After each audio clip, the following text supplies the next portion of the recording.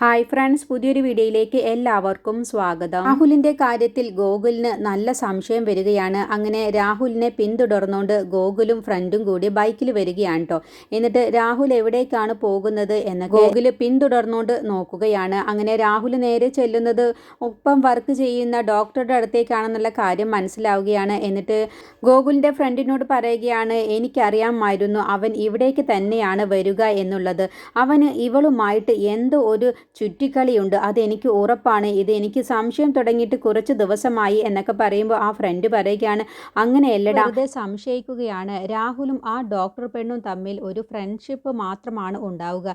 ചില ഫ്രണ്ട്സുകളെ നീ കണ്ടിട്ടില്ലേ, രാത്രിയിൽ ഒരുമിച്ച് പോകുന്നതും പിന്നീട് അവരെ പിക്ക് ചെയ്യുന്നതും അവരെ താമസ സ്ഥലത്ത് കൊണ്ടുപോയി ഡ്രോപ്പ് ചെയ്യുന്നതും അങ്ങനെയൊക്കെ നീ കണ്ടിട്ടില്ലേ? അതുപോലെ ആയിരിക്കും, നീ വെറുതെ തെറ്റിദ്ധരിക്കേണ്ട എന്ന് പറയട്ടോ. അപ്പോൾ ഗോകുൽ പറയണം, അങ്ങനെയല്ല, എനിക്ക് ഇതിൽ നല്ല സംശയമുണ്ട്, അതുപോലെ ഒന്നും എനിക്ക് തോന്നുന്നില്ല. എന്തായാലും നമുക്ക് ആ വാച്ച്മാനോടൊന്ന് ചോദിച്ചാലോ എന്ന് പറയട്ടോ. അപ്പോൾ അവളുടെ ഫ്രണ്ട് പറയണ, അത് വേണ്ട, അയാളോട് നീ ചോദിക്കുന്ന സമയത്ത് നീ ആരാണെന്നൊക്കെ അയാൾ ചോദിക്കും. അപ്പോൾ സച്ചി സാറിൻ്റെ മകളുടെ സഹോദരനാണെന്നൊക്കെ നീ പറയേണ്ടി വരും. അതോടുകൂടി എല്ലാം മനസ്സിലാവും. അതുകൊണ്ട് നീ തൽക്കാലം ഇപ്പോൾ ചോദിക്കേണ്ട, പിന്നെ നിന്റെ വെറും സംശയം മാത്രമായിരിക്കും ഇത് എന്ന് പറയണ. അപ്പോഴത്തേക്കും രാഹുലും ആ ഡോക്ടറും കൂടി കാറിൽ പോവുകയാണ് കേട്ടോ. എന്നിട്ട് ഗോകുലും ഈ ഫ്രണ്ടും മുഖം തിരിഞ്ഞു നിൽക്കുകയാണ്. ഇനി എങ്ങാനും രാഹുൽ കണ്ടു കഴിഞ്ഞാൽ എന്നെ സംശയമാവും, പിന്നീട് ആകെ പ്രശ്നമാവും എന്ന് ചിന്തിച്ചിട്ട് അങ്ങനെ ഗോകുലിനെ ആശ്വസിപ്പിച്ച ശേഷം രണ്ടുപേരും ബൈക്ക് എടുത്ത് പോവുകയാണ് കേട്ടോ. പക്ഷേ ഗോകുലിൻ്റെ മനസ്സിലുള്ള രാഹുലിനോടുള്ള ആ ഒരു സംശയം മാറുന്നില്ല. രാഹുലും ആ ഡോക്ടർ പെണ്ണും തമ്മിൽ എന്തോ അരുതാത്ത ബന്ധമുണ്ട്, അതെനിക്ക് ഉറപ്പാണ്. എന്തായാലും ഞാൻ കണ്ടെത്തുക തന്നെ ചെയ്യും. എൻ്റെ ഇന്ദുവിനെ ചതിക്കാൻ നോക്കിയാൽ അവനെ ഞാൻ വെറുതെ വിടില്ല എന്നൊക്കെ ഗോകുല് മനസ്സിൽ ചിന്തിക്കുകയാണ്. പിന്നീട് സുശീല ഇന്ദ്രൻ്റെ വീട്ടിലെത്തിയത് മഞ്ചാടിക്കും അനുപമയ്ക്കും അത്രയ്ക്ക് ഇഷ്ടപ്പെടുന്നില്ല കേട്ടോ. മഞ്ചാടി പറയുന്നുണ്ട്, ഇത് എന്തോ ഒരു കുത്തിത്തിരിപ്പിന് തന്നെയാണ് ഇവിടേക്ക് വന്നിട്ടുള്ളത്. അനുപമ ചേച്ചിയും ഇന്ദ്രേട്ടനും തമ്മിൽ സന്തോഷത്തോടു കൂടി ജീവിക്കരുത് എന്നുള്ള പ്ലാന് തന്നെയാണ് ആ സുശീൽ ആൻറ്റിയുടെ എന്നൊക്കെ മഞ്ചാടി പറയട്ടോ. അപ്പോൾ ഇനിയിപ്പോൾ രണ്ടുപേരും സ്ഥിരമായിട്ട് ഇവിടെ താമസിക്കുമോ എന്ന് ചോദിക്കുകയാണ് അനുപമയോട് മഞ്ചാടി. അപ്പോൾ അനുപമ പറയാണ്, രണ്ടുപേരും ഒരുമിച്ച് എന്തായാലും താമസിക്കലുണ്ടാവില്ല ഈ വീട്ടിൽ. ഒന്നല്ലെങ്കിൽ അവർ താമസിക്കും, അമ്മ താമസിക്കും, അല്ല എന്നുണ്ടെങ്കിൽ ഞാൻ താമസിക്കും. ഇതിൽ ഏതെങ്കിലും ഒന്നേ നടക്കൂ എന്ന് പറയട്ടെ. അപ്പം മഞ്ചാടി പറയണ, ചേച്ചി ഇപ്പോൾ ഒന്ന് ബോൾഡായിട്ടുണ്ടല്ലോ എന്ന് പറയണ. അപ്പോഴത്തേക്കും അവിടേക്ക് സുശീല വരികയാണ്. എന്നിട്ട് സുശീല അനുപമയോടും മഞ്ചാടിയും കൂടി ചേർന്ന് നിൽക്കുന്ന സമയത്ത് ഓരോ കുത്തും മുനയും വെച്ച് സംസാരിക്കുകയാണ്. എന്നിട്ട് പറയുകയാണ്, ഇനിയിപ്പോൾ അനു ഇവിടെ ഈ വീട്ടിൽ ഒന്നും ചെയ്യേണ്ട, എല്ലാം ഞാൻ തന്നെ ചെയ്തോളാം, എനിക്ക് ചെയ്യാവുന്ന പണിയേ ഉള്ളൂ എന്ന് പറയണം. അപ്പോഴത്തേക്കും ഇന്ദ്രൻ കൂടി വരികയാണ്. അപ്പോൾ അനുപമ പറയും, ഏയ് അതൊന്നും വേണ്ട അമ്മേ, ഞാൻ തന്നെ എല്ലാം ചെയ്തോളാം, അമ്മയ്ക്ക് വേണ്ടത് എന്താന്ന് വെച്ചാൽ എന്നോട് പറഞ്ഞാൽ മതി എന്ന് പറയട്ടോ. അത് വേണ്ട, എൻ്റെ മോൻക്ക് ഇനി കുറച്ച് ദിവസമെങ്കിലും ഞാനൊന്ന് ഭക്ഷണം ഉണ്ടാക്കി കൊടുക്കട്ടെ, അതുകൊണ്ട് നീ ഒന്നും ചെയ്യണ്ട, ഞാൻ പറഞ്ഞത് നീ കേട്ടാൽ മതി എന്ന് പറയണേ. അനുപമ പറയണം, അത് വേണ്ട അമ്മേ, ഞാൻ തന്നെ എല്ലാം ചെയ്തോളാം എന്ന് പറയുമ്പോൾ, അതെന്താ എൻ്റെ മോൻക്ക് ഒന്നും ഉണ്ടാക്കി കൊടുക്കാൻ പാടില്ല എന്നുണ്ടോ എന്ന ചോദിച്ച് സുശീലയുടെ സ്വഭാവം അങ്ങ് മാറുകയാണ്. അപ്പോഴത്തേക്കും അനുപമ പറയും, ഏയ് ഞാനൊന്നും പറഞ്ഞില്ല, അമ്മ അമ്മയുടെ ഇഷ്ടം പോലെ ചെയ്തോളൂ എന്ന് പറഞ്ഞ് മഞ്ചാടിയും അനുപമയും ഇന്ദ്രനും ഒക്കെ അവിടെ നിന്ന് പോവുകയാണ് കേട്ടോ.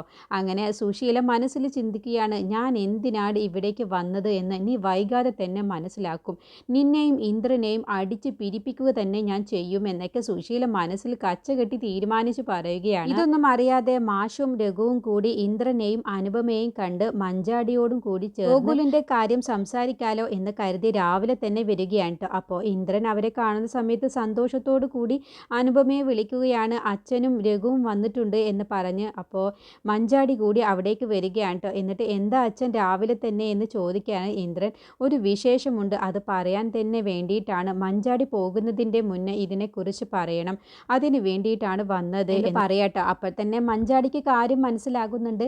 അങ്ങനെ മാഷ് പറയണ്, ജീവൻ രാജിൻ്റെ കേസിൽ നിന്ന് പിന്മാറുന്നതിനോട് സച്ചി സാറിനും ഗോകുലിനും ഒന്നും ഒരു എതിർപ്പുമില്ല, അവരെല്ലാവരും സമ്മതിച്ചിട്ടുണ്ട്. പക്ഷേ മഞ്ചാടിയും ഗോകുലും തമ്മിലുള്ള വിവാഹ നിശ്ചയം എത്രയും പെട്ടെന്ന് നടത്തണം എന്നാണ് സച്ചി സാറ് പറഞ്ഞിട്ടുള്ളത് എന്ന് പറയട്ടോ. അത് കേൾക്കുന്ന സമയത്ത് മഞ്ചാടിയുടെ മുഖഭാവം ഒന്ന് മാറുന്നുണ്ട്. മഞ്ചാടിക്ക് മനസ്സിലുള്ളത് ജീവൻ രാജിനെ കല്യാണം കഴിക്കണം എന്ന് തന്നെ ആയിരിക്കും കേട്ടോ. അപ്പോൾ ജീവൻ രാജിനോട് അത് മഞ്ചാടി പറഞ്ഞിട്ടുണ്ടാവും, മധുരമായ ഒരു പ്രതികാരം വീട്ടിൽ കൂടിയാണ് എന്നുള്ള വാക്കും ജീവൻ രാജിനോട് ആദ്യമേ സംസാരത്തിൽ എന്ന് പറഞ്ഞിടുന്നുണ്ട് മഞ്ചാടി. അങ്ങനെ മഞ്ചാടി മനസ്സില്ലാ മനസ്സോടെ അച്ഛൻ വന്ന് പറഞ്ഞ സ്ഥിതിക്ക് ഏതായാലും ഇതിന് സമ്മതിക്കാം, എന്തായാലും വിവാഹമൊന്നുമല്ലല്ലോ നടക്കാൻ പോകുന്നത്, വിവാഹം നിശ്ചയമല്ലേ, അത് എപ്പോൾ വേണമെങ്കിലും മുടക്കാനും കഴിയും. ഇപ്പോൾ തൽക്കാലം ജീവൻ ഈ കേസിൽ നിന്നും രക്ഷപ്പെടണം എന്നുള്ള ചിന്തയോട് കൂടിയിട്ടാണ് ഗോകുലുമായിട്ടുള്ള കല്യാണ നിശ്ചയം നടത്താൻ വേണ്ടി മഞ്ചാടി സമ്മതിക്കുന്നത്. അങ്ങനെ മാഷിനോട് മഞ്ചാടി പറയണ അച്ഛൻ തീരുമാനിക്കുന്നത് പോലെ കാര്യങ്ങളൊക്കെ നടന്നോട്ടെ എന്ന് പറയണേ. എനിക്ക് എന്തായാലും കോളേജിലേക്ക് പോവാൻ സമയമായി എന്ന് പറഞ്ഞ് മഞ്ചാടി അവിടെ പോവാൻ ഒരുങ്ങാൻ കേട്ടോ. അപ്പോഴത്തേക്കും സുശീല അവിടേക്ക് വരുന്നുണ്ട്. അതിൻ്റെ മുന്നേ ദയയുടെ കാര്യം ഇന്ദ്രനോട് പറയുകയാണ് കേട്ടോ. തണലിൽ നിന്നും നാളെ തന്നെ ദയയെ കൊണ്ടുപോകും, പഞ്ചരത്നത്തിലേക്ക് തന്നെ കൊണ്ടുവന്നാലോ എന്നാണ് ഞങ്ങളുടെയൊക്കെ തീരുമാനം എന്ന് പറയട്ടെ. അപ്പോൾ ഇന്ദ്രൻ ഇതൊന്നും അറിയാത്തത് കൊണ്ട് തന്നെ ഇന്ദ്രൻ ചോദിക്കുകയാണ്, ദയ അതിന് തണലിലുണ്ടോ എന്ന് ചോദിക്കുമ്പോൾ ഇക്കാര്യം ഞങ്ങൾ ആരോടും പറഞ്ഞിട്ടില്ല. ശബരി പറഞ്ഞു ആരോടും ഇക്കാര്യം പറയരുത് എന്ന്, അതുകൊണ്ടാണ് പറയാതിരുന്നത് എന്ന് മാഷ് പറയുന്നുണ്ട് കേട്ടോ. അപ്പോൾ ഇന്ദ്രൻ അനുപമയെ ഒന്ന് നോക്കുന്നുണ്ട്. നീ പോലും എന്നോടൊന്നും പറഞ്ഞില്ലല്ലോ എന്നുള്ള ഭാവത്തിൽ. അപ്പോഴത്തേക്കും സുശീല ചായയുമായിട്ട് വരികയാണ്. അപ്പോൾ സുശീലയെ കാണുന്ന സമയത്ത് മാഷും രഘുവും അന്തം വിടുകയാണ് കേട്ടോ. ഇവരെപ്പോഴാണ് ഇവിടേക്ക് വന്നത് എന്നുള്ള ഭാവത്തിൽ.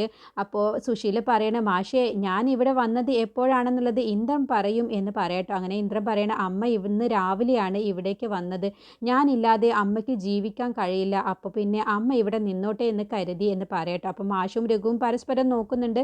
എന്നിട്ട് മാഷ് പറ, അതിനെന്താ, സുശീല ഇവിടെ നിൽക്കുന്നത് കൊണ്ട് ഇന്ദ്രനും അനുപമയ്ക്കും അതൊരു സഹായം തന്നെ ആവുമല്ലോ എന്ന് പറയട്ടെ. അപ്പോൾ സുശീല പറയും, ഞാനിവിടുത്തെ വേലക്കാരിയായിട്ട് അനുപമ എന്നെ കണ്ടാലും എന്നെ അങ്ങനെയൊന്നും കാണില്ല. ഞാൻ അനുപമയോട് പറഞ്ഞതേ ഉള്ളൂ, ഞാൻ ഇവിടുത്തെ എല്ലാ ജോലിയും ചെയ്ത് ഞാൻ ഇവിടെ ഒരു വേലക്കാരിയെ പോലെ ജീവിച്ചോളാം എന്നൊക്കെ. പക്ഷേ എൻ്റെ മോൻ അങ്ങനെ കാണാൻ കഴിയില്ലല്ലോ എന്ന് പറയുകയാണ്. അപ്പോഴും അനുപമയ്ക്കിട്ട് ഒരു കുത്തു കൊടുത്തിട്ടാണ് സുശീല സംസാരിക്കുന്നത്. ആ ഒരു വാക്ക് കേൾക്കുന്ന സമയത്ത് ഇന്ദ്രനും അതൊരു വിഷമം വരുന്നുണ്ട്. ഈ അമ്മയുടെ നാവ് കാരണം എന്താണ് എപ്പോഴാണ് എവിടേക്കാണ് പറയേണ്ടത് എന്ന് പോലും അമ്മയ്ക്ക് അറിയില്ലല്ലോ എന്നുള്ള ഭാവത്തിലാണ് കേട്ടോ സുശീലയുടെ മുഖത്തേക്ക് ഇന്ദ്രനും ഒന്ന് നോക്കുന്നുണ്ട്. എന്നിട്ട് മാഷും രഘുവും പരസ്പരം നോക്കുകയാണ്. എന്നിട്ട് സുശീല പറയാണ്, മാഷ് എന്തായാലും ചായ കുടി എന്ന് പറയട്ടെ. അങ്ങനെ ചായ കുടിച്ച ഉടനെ തന്നെ മാഷ് ആ ചായ താഴെ വെക്കാൻ നോക്കുകയാണ്. അപ്പോൾ എന്താ മാഷേ, മധുരം ഇല്ലേ എന്ന് ചോദിക്കും. എനിക്ക് മധുരമുള്ള ചായ പറ്റില്ല സുശീലേ എന്ന് പറയട്ടെ. അങ്ങനെ രഘുവിനോട് പറയാൻ, രഘു നീ ചായ കുടി എന്ന് പറയണേ. അങ്ങനെ രഘുവും ചായ കുടിച്ച ഉടനെ തന്നെ താഴേക്ക് വെക്കുകയാണ് ഗ്ലാസ്. എന്ത് പറ്റി രഘു, മധുരം ഇല്ലേ എന്ന് ചോദിക്കുമ്പോൾ, മധുരമുള്ള ചായ ഞാനൊക്കെ കുടിക്കും ആൻറ്റി, പക്ഷേ ഉപ്പിട്ട ചായ എങ്ങനെയാണ് കുടിക്കുക എന്ന് പറയട്ടോ. അയ്യോ എനിക്കിവിടെ ആദ്യമായിട്ടല്ലേ ഈ അനുഭവം, ഒരു വകതിരിവില്ലാതെയാണ് വെച്ചിട്ടുള്ളത്, ഇനിയെല്ലാം ഞാൻ ശരിയാക്കിക്കോളാം, ഉപ്പും പഞ്ചസാരയും എവിടെയാണ് വെക്കേണ്ടത് എന്ന് പോലും അറിയില്ല എന്നൊക്കെ പറഞ്ഞ് അനുപമയെ വീണ്ടും അവിടെ കുറ്റപ്പെടുത്തുകയാണ് കേട്ടോ. എന്നാൽ മാഷ് ഇവിടെ ഇരിക്കും, ഞാൻ പെട്ടെന്ന് പോയിട്ട് ഒരു ചായ ഇട്ടുകൊണ്ട് വരാം എന്ന് പറഞ്ഞ് സുശീല അവിടേക്ക് പോവുകയാണ്. മാഷും രഘുവും കൂടി ഇന്ദ്രനോട് പറയുകയാണ്, മഞ്ചാടിയുടെയും രഘുവിൻ്റെയും നിശ്ചയത്തിന് ഉറപ്പായും നിങ്ങൾ വരണം എന്നുള്ള കാര്യമൊക്കെ പറഞ്ഞിട്ടാണ് പോകുന്നത്. അങ്ങനെ അവർ പോയി കഴിഞ്ഞ ശേഷം സുശീല അടുക്കളയിൽ പോയിട്ട് 2 കുപ്പിയും എടുത്ത് നോക്കുകയാണ്. രണ്ടെണ്ണം ഒരുപോലെയാണ് വെച്ചിരിക്കുന്നത്. ഉപ്പിൻ്റെയും പഞ്ചസാരയുടെയും ഒരേ കളറിലുള്ള കുപ്പി. ഏതായാലും ഇങ്ങനെ വെച്ചത് കൊണ്ട് അവർക്കിട്ടൊന്ന് കൊടുക്കാൻ എനിക്ക് പറ്റി, അതെന്തായാലും ഉപകാരപ്പെട്ടു എന്നൊക്കെ സുശീല നല്ല സന്തോഷത്തോടു കൂടി മനസ്സിൽ ചിന്തിക്കുകയാണ് കേട്ടോ. മാഷിനെയും രഘുവിനെയും ഉപ്പുള്ള ചായ കുടിപ്പിച്ചതിൻ്റെ സന്തോഷമാണ് സുശീലയുടെ മനസ്സിലുള്ളത്. അപ്പോഴത്തേക്കും അനുപമയും ഇന്ദ്രനും കൂടി അവിടേക്ക് വരികയാണ്. എന്നിട്ട് സുശീല പറയാണ്, നിന്റെ ദയ ഭ്രാന്താശുപത്രിയിലാണെന്നുള്ള കാര്യം എന്താ നീ പറയാതിരുന്നത് എന്ന് ചോദിക്കേട്ടോ. അപ്പോൾ ഇന്ദ്രൻ പറയണേ, എന്താ അമ്മ ഇങ്ങനെയൊക്കെ പറയുന്നത്, തണൽ എന്ന് പറഞ്ഞ സ്ഥലം ഭ്രാന്താശുപത്രി ഒന്നുമല്ല എന്ന് പറയണേ. അല്ല നിനക്കറിയില്ലേ, സോന അവിടെ പണിയെടുത്തതും നിന്റെ അളിയൻ അവിടെ കുറച്ചു കാലം ഭ്രാന്തനായി കിടന്നതൊന്നും നിനക്ക് ഓർമ്മയില്ലേ എന്ന് പറയുമ്പോൾ, എന്തിനാ അമ്മ അതൊക്കെ ഓർമ്മിപ്പിക്കുന്നത്, അതിനെക്കുറിച്ചൊന്നും ഇവിടെ സംസാരിക്കേണ്ടതില്ലല്ലോ എന്ന് പറയണേ. അപ്പോൾ അനുപമ പറയുന്നുണ്ട്, സുശീല അല്ല നിന്റെ അനിയത്തിയെ അവിടെ കൊടന്ന് കിടത്തിയിട്ട് നീ എന്താ ഞങ്ങളോട് ആരോടും പറയാതിരുന്നത് എന്ന് ചോദിക്കുമ്പോൾ, അത് അമ്മ കേട്ടില്ലേ, എൻ്റെ അച്ഛൻ പറഞ്ഞത് ആരെയും അറിയിച്ചിട്ടില്ല എന്നാണ്, ശബരി ആരോടും പറയണ്ട എന്നാണ് പറഞ്ഞിട്ടുള്ളത്, അതെന്താ അമ്മ കേൾക്കാഞ്ഞത് എന്ന് ചോദിക്കുമ്പോൾ, എനിക്ക് ആവശ്യമുള്ളത് മാത്രമാണ് ഞാൻ കേൾക്കുകയുള്ളൂ എന്ന് പറഞ്ഞ് അനുപമയോട് ചെറുതായിട്ടൊന്ന് ദേഷ്യത്തിലും പകയോട് കൂടിയിട്ടാണ് സംസാരിക്കുന്നത്. അത് കേൾക്കുന്ന സമയത്ത് ഇന്ദ്രന് മനസ്സിലാകുന്നുണ്ട്, ഞാനും അനുവും സന്തോഷത്തോടു കൂടി ജീവിക്കരുത് എന്ന് കരുതിയിട്ട് അമ്മ കച്ച കെട്ടിയിട്ട് തന്നെയാണ് ഇവിടേക്ക് വന്നത് എന്ന് ഇന്ദ്രന് മനസ്സിലാവുകയാണ് കേട്ടോ. അങ്ങനെ ഇന്ദ്രൻ പറയണേ, ഇനിയിപ്പോൾ അതിനെക്കുറിച്ച് കൂടുതൽ സംസാരിക്കേണ്ട എന്ന് പറഞ്ഞ് ഇന്ദ്രനും അനുപമയും അവിടെ നിന്ന് പോവുകയാണ്. അപ്പോൾ സുശീല മനസ്സിൽ കരുതുന്നുണ്ട്, ഞാൻ എന്തിനൊക്കെയാണ് ഇവിടേക്ക് വന്നത് എന്നുള്ളത് നിങ്ങൾ വൈകാതെ തന്നെ മനസ്സിലാക്കും, നിങ്ങളെ 2 പേരെയും 2 തട്ടിലാക്കിയിരിക്കും ഈ സുശീല എന്ന് മനസ്സിൽ തീരുമാനിക്കുകയാണ്. പിന്നീട് അമ്പിളി വിളിച്ച് പറഞ്ഞ പ്രകാരം തന്നെ വിനയൻ്റെ അമ്മയും അമ്മാവനും വിനയനും കൂടിയിട്ട് ചീരുവിനെയും മക്കളെയും കാണാൻ വേണ്ടി വരികയാണ് കേട്ടോ. അങ്ങനെ അവരകത്തേക്ക് കയറുകയാണ്. അപ്പോൾ അമ്പിളി മനസ്സിൽ കരുതുകയാണ്. ഞാൻ വിളിച്ച ഉടനെ തന്നെ അവർ സ്പീഡിൽ ഇവിടേക്ക് എത്തിയല്ലോ എന്നൊക്കെ മനസ്സിൽ ചിന്തിക്കുകയാണ്. വിനയനാണെങ്കിലോ കാറിൽ നിന്നും ഇറങ്ങുന്നില്ല. ഇനി ചീരുവിന് അത് ഇഷ്ടപ്പെടണ്ട എന്ന് കരുതിയിട്ട് ഞാൻ ഇവിടെ തന്നെ ഡ്രൈവറായിട്ട് തന്നെ ഇരുന്നോളാം എന്ന് പറയണേ. അങ്ങനെ അമ്മയും അമ്മാവനും കൂടി ചെല്ലുകയാണ് കേട്ടോ. ചീരു ആണെങ്കിലോ എന്തിനാ ഇപ്പോൾ അമ്മയൊക്കെ ഇവിടേക്ക് വന്നത്? നമ്മൾ സച്ചി സാറിൻ്റെ മകളുടെ കല്യാണത്തിൻ്റെ അന്ന് കണ്ടതാണല്ലോ, പിന്നെ ഇവിടേക്ക് വരേണ്ട ആവശ്യം എന്താണ് എന്ന് ചോദിക്കുമ്പോൾ അവർക്കതൊരു വിഷമമാകുന്നുണ്ട്. അതെന്താ മോളെ നീ അങ്ങനെ പറഞ്ഞത്? ഞങ്ങൾക്ക് കുഞ്ഞുങ്ങളെ ഒന്ന് കാണാൻ വേണ്ടിയിട്ടാണ്. പിന്നെ നീ ഗർഭിണിയല്ലേ, ഗർഭകാലത്തുള്ള ചടങ്ങുകളൊക്കെ ഞങ്ങൾക്ക് നടത്തേണ്ടതുണ്ടല്ലോ എന്ന് പറയട്ടോ. അപ്പോൾ ഇതൊക്കെ അമ്മ നിനക്ക് വേണ്ടി ഉണ്ടാക്കിയതാണ്, വീട്ടിലുണ്ടാക്കിയ പലഹാരമാണ്, നീ ഇത് വാങ്ങിക്കുക എന്ന് പറഞ്ഞ് ചീരുവിൻ്റെ കയ്യിൽ കൊടുക്കുകയാണ്. അപ്പോൾ അമ്പിളി പറയണ അതെന്താ ഇവിടെ തന്നെ നിന്ന് പലഹാരവും കൊടുത്ത് നിങ്ങൾ അങ്ങ് പോവാനാണോ തീരുമാനിച്ചിട്ടുള്ളത്? ഇവിടെ നിങ്ങളുടെ ചോരകളായ 2 കുട്ടികളുണ്ട്, അവരെ കാണാൻ വരണമെന്നോ അങ്ങനെ ഒരു ചിന്തയും നിങ്ങൾക്കില്ലേ? അതിനുള്ള ഉത്തരവാദിത്വമൊന്നും നിങ്ങൾക്കില്ലേ എന്നൊക്കെ പറഞ്ഞ് അമ്പിളി ഓരോ വാക്കുകൾ പറയട്ടോ. അപ്പോൾ ചീരു പറയും എന്താ അമ്പിളി ചേച്ചി ഇങ്ങനെയൊക്കെ പറയുന്നത്? അവർ ഇവിടേക്ക് വന്നത് എനിക്ക് ഇഷ്ടപ്പെട്ടിട്ടില്ല എന്ന് പറയുമ്പോൾ അവർ ഇവിടേക്ക് വരാത്തതിന് കുറ്റം പറയുകയാണോ അമ്പിളി ചേച്ചി ചെയ്യുന്നത് എന്ന് ചോദിക്കുകയാണ്. അവർ പറയണേ ഞങ്ങൾ ഉടനെ തന്നെ ഒന്നും പോവാൻ ഉദ്ദേശിച്ചിട്ടില്ല, ഞങ്ങൾ കുട്ടികളെ കണ്ടതിൻ്റെ ശേഷം കുറച്ച് കഴിഞ്ഞിട്ടാണ് പോകുന്നുള്ളൂ എന്ന് പറയണേ. എന്തായാലും വിനയൻ്റെ കൂടെയാണ് ഞങ്ങൾ വന്നിട്ടുള്ളത്, ഞങ്ങൾക്ക് വിനയൻ്റെ ഫ്രണ്ടിൻ്റെ കാറാണ് കിട്ടിയിട്ടുള്ളത്, അതുകൊണ്ട് ധൃതി പിടിച്ചു പോവുകയൊന്നും വേണ്ട എന്ന് പറയുകയാണ്. അങ്ങനെ ചീരുവിൻ്റെ കുഞ്ഞുങ്ങളെ അമ്മയും അമ്മാവനും കൂടി കൊഞ്ചിപ്പിക്കുകയാണ് കേട്ടോ. എന്നിട്ട് ആ കുഞ്ഞുങ്ങളെ കാണുന്ന സമയത്ത് കരഞ്ഞുകൊണ്ട് പറയുകയാണ്, മക്കളെ നിങ്ങളെ എനിക്ക് നല്ലതുപോലെ ഒന്ന് സ്നേഹിക്കാനോ കൊഞ്ചിപ്പിക്കാനോ ഒന്നിനും തന്നെ എനിക്ക് കഴിയുന്നില്ലല്ലോ എന്നൊക്കെ പറയുമ്പോൾ ആ വാക്കുകളൊക്കെ കേൾക്കുമ്പോൾ ചീരുവിന് ഒരു വിഷമം വരുന്നുണ്ട് കേട്ടോ. വിനയനാണെങ്കിലോ പുറത്ത് നിന്നിങ്ങനെ വിഷമിക്കുകയാണ്. അകത്തേക്കൊന്ന് കയറാൻ പോലും എനിക്ക് കഴിയുന്നില്ലല്ലോ, ചീരുവിന് അത് ഇഷ്ടപ്പെടുന്നില്ലല്ലോ, എൻ്റെ പ്രശ്നങ്ങളൊക്കെ എന്നാവും അവസാനിപ്പിക്കുക എന്നൊക്കെ ചിന്തിക്കുന്ന ആ സമയത്താണ് മാഷിനെ ശബരിമലയിൽ വെച്ച് കണ്ട ആ പരിചയക്കാർ 2 പേര് അവിടേക്ക് വരുന്നത്. മാഷിൻ്റെ കൂടെ ജോലി ചെയ്തിരുന്ന മറ്റൊരു മാഷും അതിൻ്റെ ഭാര്യയും കൂടിയാണ് അവിടേക്ക് വരുന്നത്. എന്നിട്ട് പറയുകയാണ്, വിനയനെ കണ്ട് സംസാരിക്കുകയാണ്. അപ്പോൾ വിനയനാണെങ്കിലോ ഞാൻ ഇവിടുത്തെ മരുമകനായിട്ടും ഇവിടെ പുറത്ത് നിന്ന് സംസാരിക്കുന്നത് പുറത്ത് നിൽക്കുന്നതൊക്കെ കാണുമ്പോൾ അവർക്ക് എന്തായാലും എന്തെങ്കിലും തെറ്റിദ്ധാരണ തോന്നുമല്ലോ എന്നൊക്കെ വിനയൻ മനസ്സിൽ ചിന്തിക്കുകയാണ് കേട്ടോ. അങ്ങനെ അവർ വന്നിട്ട് ചോദിക്കുകയാണ് നിങ്ങൾ ആരാണെന്നൊക്കെ ചോദിക്കുമ്പോൾ ചീരുവിൻ്റെ ഭർത്താവാണെന്നൊക്കെ പറയുകയാണ്. അപ്പോൾ എന്താ പുറത്ത് നിൽക്കുന്നത് എന്ന് ചോദിക്കുമ്പോൾ എനിക്കൊരു കോള് വരാനുണ്ട്, അപ്പോൾ അകത്ത് നിന്നാൽ റേഞ്ച് ഇല്ല, അതുകൊണ്ടാണ് ഞാൻ പുറത്ത് നിൽക്കുന്നത്, എനിക്ക് കോള് വന്ന് സംസാരിച്ച ശേഷം ഞാൻ വന്നോളാം എന്ന് പറഞ്ഞ് അവരെ അകത്തേക്ക് വിടുകയാണ്. അങ്ങനെ ചീരുവും അമ്പിളിയും കൂടി അമ്മയ്ക്കും അമ്മാവനുമുള്ള ചായ കൊടുന്ന് ടേബിളിൽ വെക്കുക കേട്ടോ. അപ്പോഴാണ് ഇവർ 2 പേരും അവിടേക്ക് വരുന്നത്. അപ്പോൾ മാഷിൻ്റെ കൂട്ടുകാരാണെന്നൊക്കെ പറഞ്ഞത് കേട്ടപ്പോൾ അവർ സ്വീകരിക്കുകയാണ് കേട്ടോ. എന്നിട്ട് ചീരുവിനെയും അമ്പിളിയെയും കുറിച്ചൊക്കെ ചോദിക്കുകയാണ്. എന്നിട്ട് പുറത്ത് നിൽക്കുന്നത് ചീരു നിൻ്റെ ഭർത്താവാണല്ലേ, നല്ല സ്വഭാവമുള്ള പയ്യനാണ്, നിങ്ങളുടെ ഭാഗ്യമാണ് അങ്ങനെ ഒരു പയ്യനെ കിട്ടിയത്, മാഷിൻ്റെ ഭാഗ്യമാണ്, നല്ല വിനയമുള്ള കുഞ്ഞാണ്, ഞങ്ങളെ കണ്ടപ്പോൾ അച്ഛൻ അമ്മ എന്നാണ് വിളിച്ചത് എന്നൊക്കെ പറഞ്ഞ് വിനയനെ കുറിച്ചുള്ള നല്ല വാക്കുകളൊക്കെ പറയട്ടോ.